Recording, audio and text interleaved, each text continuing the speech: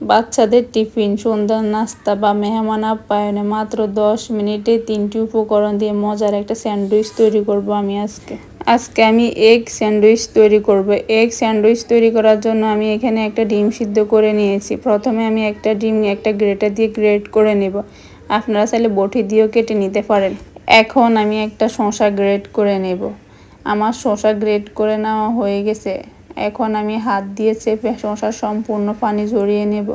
এটা অবশ্যই আপনারা করবেন, তা না হলে শসা থেকে প্রচুর পরিমাণে পানি বের হবে, স্যান্ডউইচ খেতে ভালো হবে না।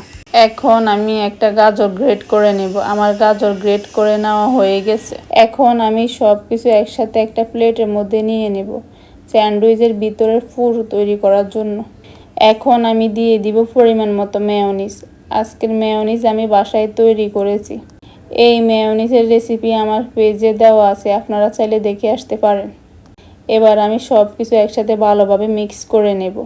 আমার মিক্স করা হয়ে গেছে। এখন আমি একে একে সবগুলো পাউরুটির মধ্যে দিয়ে নেব।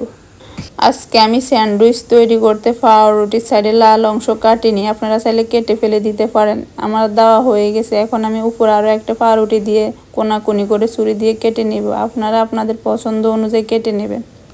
আমার স্যান্ডউইচ কোনাকুনি করে কেটে নেওয়া হয়ে গেছে। এভাবে আমি সবগুলো স্যান্ডউইচ তৈরি করে নিয়েছি।